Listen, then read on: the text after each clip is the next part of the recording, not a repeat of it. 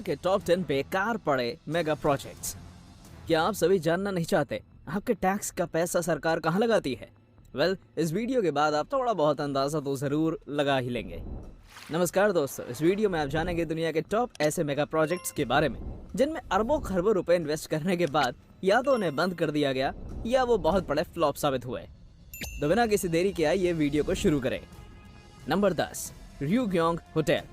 विदेशियों का आना जाना जहां प्रतिबंधित है, उस देश नॉर्थ कोरिया का र्यूग्योंग होटल कभी किसी समय फॉरेनर्स को अट्रैक्ट करने के इरादे से बनाया गया था, जिसकी फंडिंग रशिया कर रहा था। हालांकि सोवियत यूनियन के पावर से जाने के बाद इस होटल का कंस्ट्रक्शन 1992 से 16 सालों तक के लिए रोक दिया गया। 2008 में 180 अरब डॉलर के खर्च पर इसमें LEDs लगाए गए, जिनके जरिए आज कोरियन जनता को उनकी हिस्ट्री बताई जाती है। र्यूग्योंग होटल जैसे महंगे मेगा प्रोजेक्ट को पूरा होने में अभी और 2 खरब डॉलर की लागत लगेगी, जो कि नॉर्थ कोरिया की पूरी GDP का 5% है।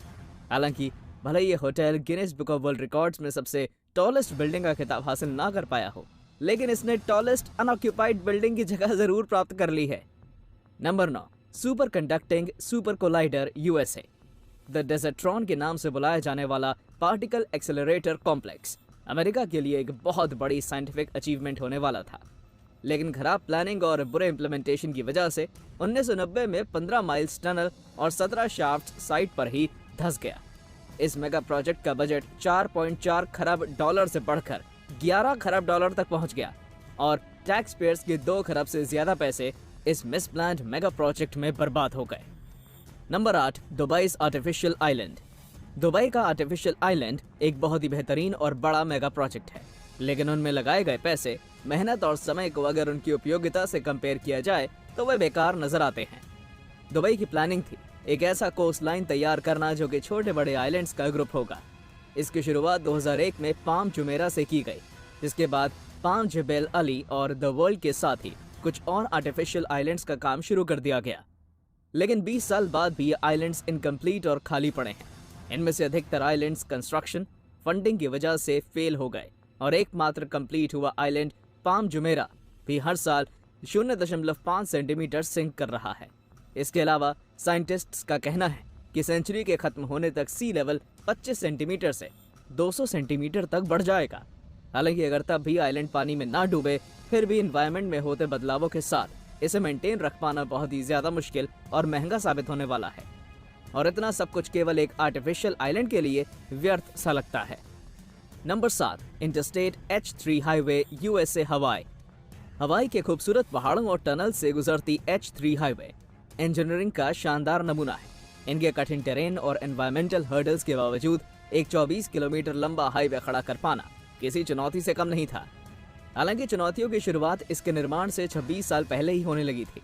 हवाई के ओहू आइलैंड पर बनाए जाने वाले इस मेगा प्रोजेक्ट का प्रपोजल साल 1960 में पहली बार सामने रखा गया। इसके बाद कई एनवायरमेंटलिस्ट और स्थानीय हवाईयन लोग इसके विरोध में खड़े हो गए। उस वक्त के एनवायरमेंटल लॉज भी इस मेगा प्रोजेक्ट की शुरुआत में बड़ी बाधा बने हुए थे, जिन्हें कांग्रेस द्वारा 1986 में हटाया गया और इसके बाद ही इस हाईवे का काम शुरू हुआ, जो कि 1997 में जाकर पूरा हुआ। हालांकि इतने डिलेस, विद्रोह और पर्यावरण से जुड़े खतरों के कारण ये अपने प्रपोज्ड बजट से 5 गुना ज्यादा की कीमत पर बनाया गया।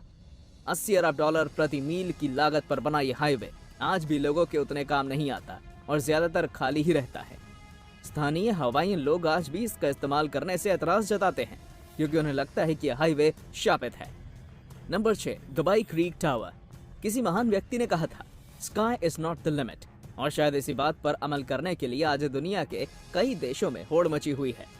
सभी world's tallest man made structure बनाने की रेस में लगे हुए हैं।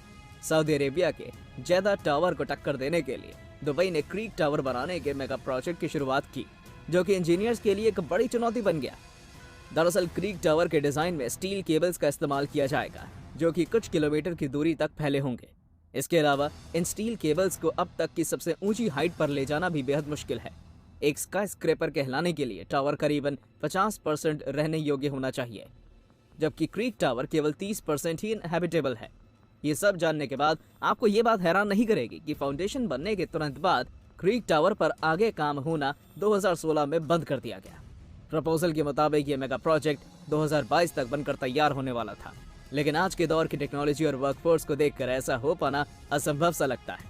तब तक के लिए क्रीक टावर हमारे यूजलेस मेगा प्रोजेक्ट्स की शोभा बढ़ाएगा। नंबर 5, नेपियर द्यो, म्यांमार।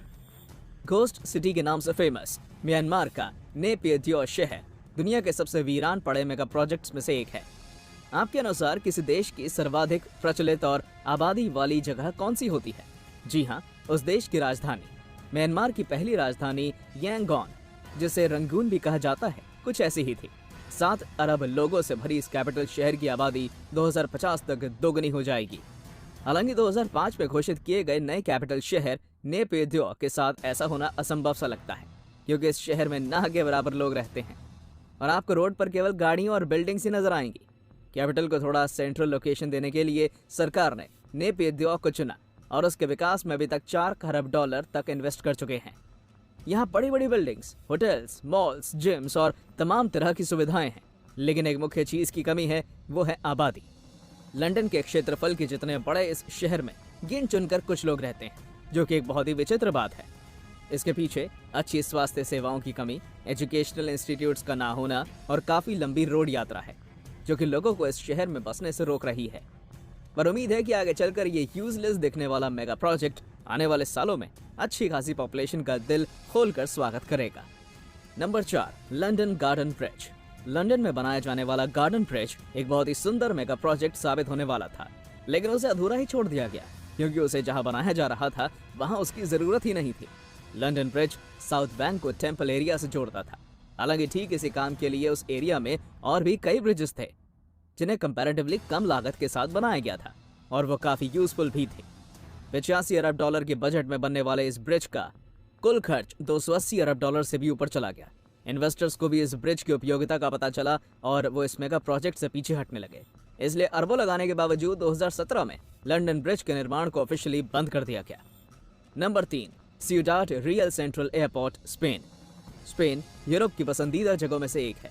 इस वजह से यहाँ हमेशा यात्रियों की भीड़ लगी रहती है, जिसका सारा भार मैड्रिड में स्थित मेन एयरपोर्ट के ऊपर पड़ता है। यात्रियों की इस भीड़ को बांटने के लिए मेन एयरपोर्ट के अल्टरनेटिव के तौर पर सिउडाड रियल सेंट्रल एयरपोर्ट को बनाने का प्रस्ताव रखा गया। साल 2009 में बनकर तैयार हुआ ये एयरपोर्ट सालाना 2 अरब पैसेंजर से ज्यादा की कैपेसिटी रखता है और इसका रनवे यूरोप के टॉप 5 सबसे लंबे रनवेज में से एक है।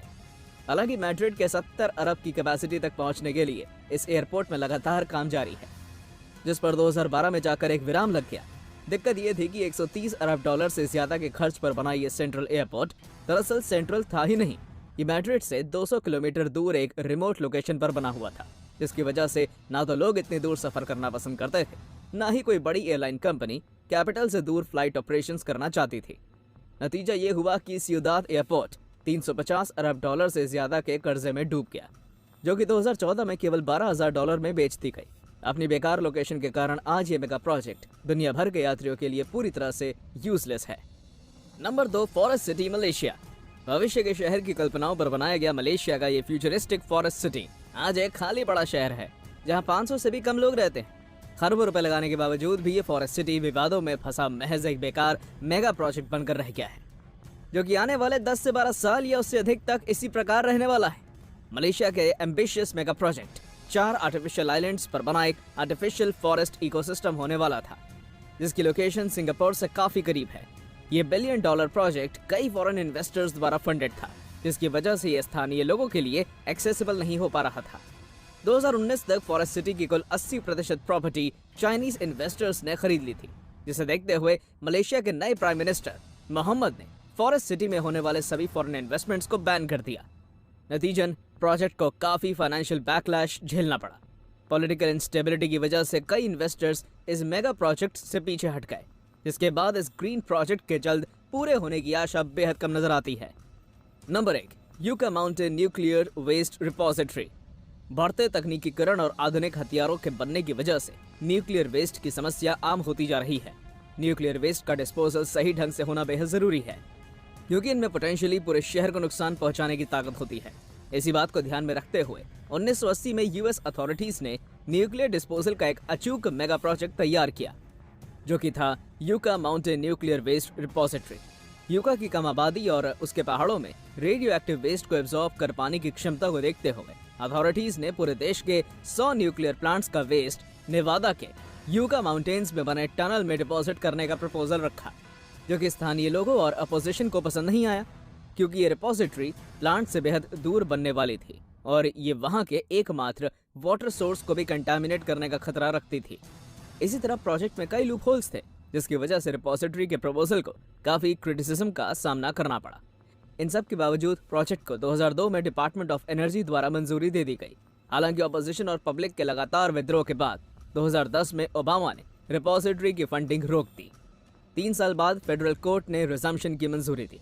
हालांकि तब से आज तक रिपोजिटरी में कुछ खास काम नहीं हुआ और 17 खरब अमेरिकी डॉलर लगने के बाद ये केवल एक नाकाम मेगा प्रोजेक्ट बनकर रह गया है। तो दोस्तों, उम्मीद करते हैं आपको हमारी ये वीडियो पसंद आई। अगर पसंद आई हो तो इसे लाइक करें और कमेंट करना मत भूलिएगा। ऐसी वीडियोस देखते रहने के लिए आप इस चैनल को सब्सक्राइब भी कर सकते हैं। धन्यवाद।